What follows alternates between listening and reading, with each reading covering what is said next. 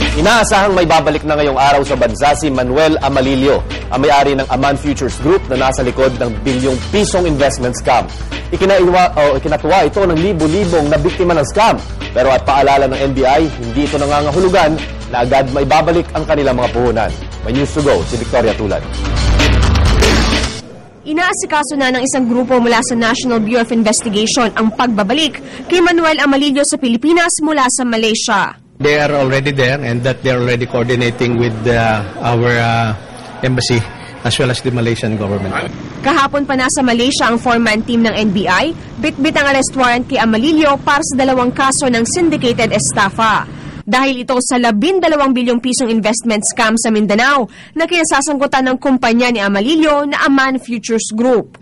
Inaasahan ngayong araw maibabalik na sa bansa si Amalillo. Ayon sa source ng GMA News, isang bulletproof na sasakyan ang susundo kay Amalillo sa airport. Dadalhin siya sa tanggapan ng NBI sa Maynila kung saan siya pansamantalang ide-detain. Buhat naman ang mabalitaan ng mga biktima na naaresto si Amalillo sa isang coffee shop sa Kota Kinabalu nitong Martes. Inulan na ng tawag ang tanggapan ng NBI sa Pagadian City kung saan mahigit 11,000 ang nabiktima ng investment scam. Una nagtatanong, kinoconfirm kung talagang totoo. Sabi ko naman, totoo yan. At kukunin nga doon sa Malaysia. Ngayon, ang sunod na tanong, yung the usual na tanong is, makaka-recover na ba? Isa sa mga nabuhayan ng loob sa pagkakadakip kay Amalillo, si Daniel Obena na ibinenta pa raw ang lupang sinasaka at isinangla ang bahay para mamuhunan sa Aman. Sinong di magalit?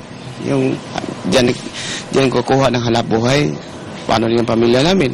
Maliit na yung mga anak. Pero paalala ng NBI, di raw agad maibabalik ang puhunan ng mga investor. Kung meron mga assets na ma-recover, ay hindi hawak ng NBI yung disposition kung ibibigay ba sa complainants o hindi. Kasi palagay ko, it's disposition na ngayon ng korte. Victoria Tulad, GMA News.